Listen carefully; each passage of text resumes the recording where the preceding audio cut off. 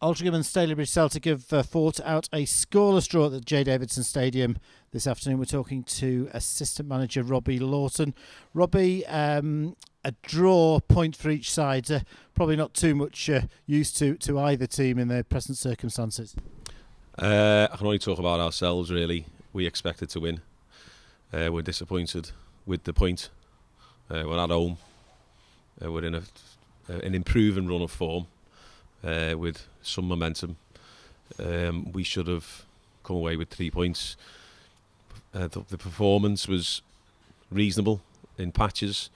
We possibly didn't do enough to exploit the spaces that they left, and they did leave space, certainly in the full-back areas, second half. But it's a point. It's a clean sheet. The clean sheet's a bonus, but I thought we should have. I thought we should have scored at least. No real chances in the first half, and conditions were exceptionally difficult. We've just walked across the pitch, and it's not the best at the moment. No, I've seen worse. I'm sure we'll play on worse in the coming weeks, particularly as it dries up. But no, we played some reasonable football at times. I thought the conditions didn't affect the game too much. In fact, if anything, the wind died down second half. I thought it was a bit blowy first half. We possibly went a little route one too early at times when they were expecting us to go long. They were dropping deep, and there was a little bit of space in front. But yeah, we probed. Ultimately, we didn't have enough quality up top to break the deadlock. We started the second half quite well, and great opportunity when we've hit the post. John Cyrus has done ever so well with the head. A decent save by the keeper, and it's popped up for James Lorry. He's hit the post, and I think Simon Richmond's also had a go at it. And that's probably the closest that either side has come to a goal in the game. Yeah, to be honest, couldn't tell if it hit the post or not. I couldn't see. So obviously I take your word for it on that. And you never mentioned Elliot Newby there. I thought Elliot Newby could have had a few as well. He's been our most dangerous player for weeks. He's been a shining light. On another day, maybe he'd have had a brace at least. Again, another day, we might have had 3 or 4 stronger opportunities to score than we had if we could just get down the sides of them a bit better. Any threat that we had seemed to come through Andy Mack, to be fair. I know we met on Tuesday with some fans who turned up, and he was mentioned. I think he deserves a mention today. On occasion, he's been in and out the team, and he's played well, but possibly lacked that consistency. But today, and in recent weeks, he's been superb. So he was a threat second half. But we look quite vulnerable. The more, often when you get momentum and you keep possession, your Achilles heel is the other end, and they still had legs. They were hitting us on the break, I thought, and we ended up keeping a couple of bodies back to prevent that from happening. They could have nicked one towards the end, I think. Maybe within the last 5 minutes. I think Stewie's come out and punched one. And that looked dangerous down their right. So they might think it's a fair result. On reflection, I'm obviously biased. I think in patches we've done enough. But we probably lack that bit of quality, as I say. Yeah, strange really, because Stalybridge have played some good approach play. They've opened us up more easily than one or two other teams in recent weeks because we have been defending well. But Stuart Tomlinson, he didn't really have a shot to save.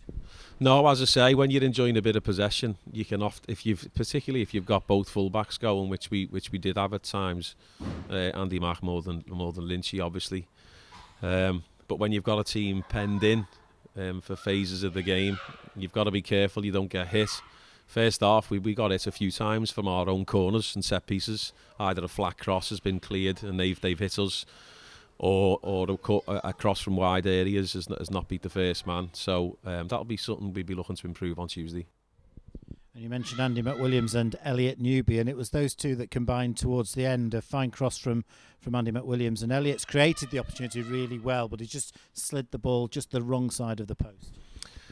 Again, couldn't really see that. I'll have to take your word for it. I promise I was watching the game, but I can't seem to recall the flash across the post there. So I'll have to take your word for it on that, Flinny.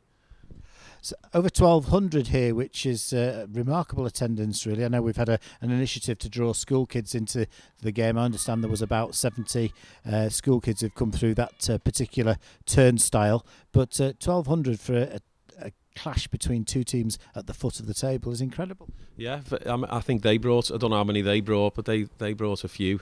Fair play to whoever's been promoting the initiative. It's not the first time we've promoted it as a club, and I'm sure it won't be the last, but you know, if you can get 10, 15 of the younger supporters enjoying the experience today, then you know they may drag their parents back another day, and that's how you generate a fan base and you keep a fan base.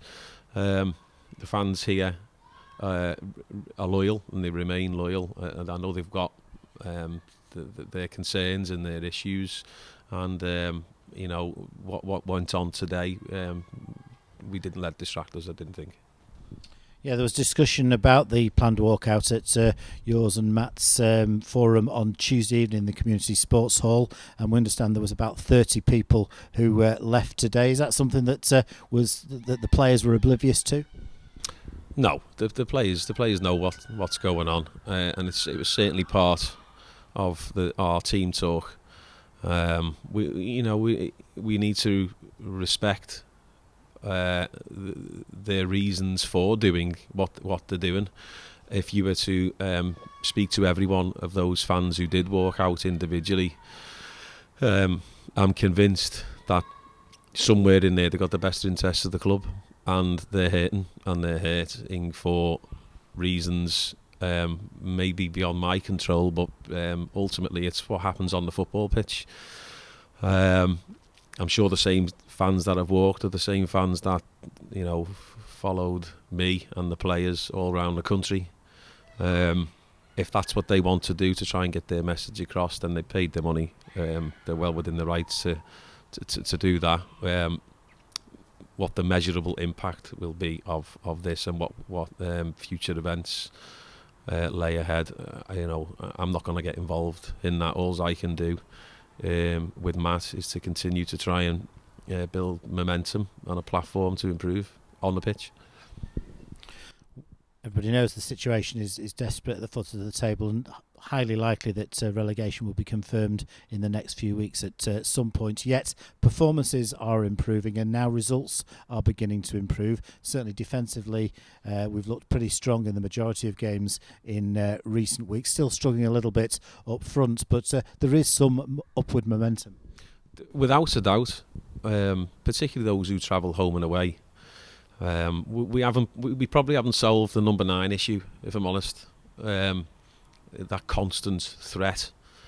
We tried a number of different personnel there, but it's not just the number 9 who needs to chip in with the goals. It's the general play in the final third. We've worked on it quite a lot recently, and we've sort of been satisfied with the way we're defending, not just at the back four and the keeper, but defending as a team. And it's no surprise we're getting the nils, or the higher score lines that we were getting pre-Christmas have stopped. I thought today maybe a team with a bit more quality, with no disrespect to Stalybridge, they may have hit us on the break a few times, as I've just mentioned. Thankfully they didn't. I'm finished in draw. That's Robbie Lawton there, Altrincham assistant manager, reflecting on the 0-0 draw against Stalybridge Celtic this afternoon. Next action is on Tuesday evening when Nuneaton Town are the visitors to the J. Davidson Stadium.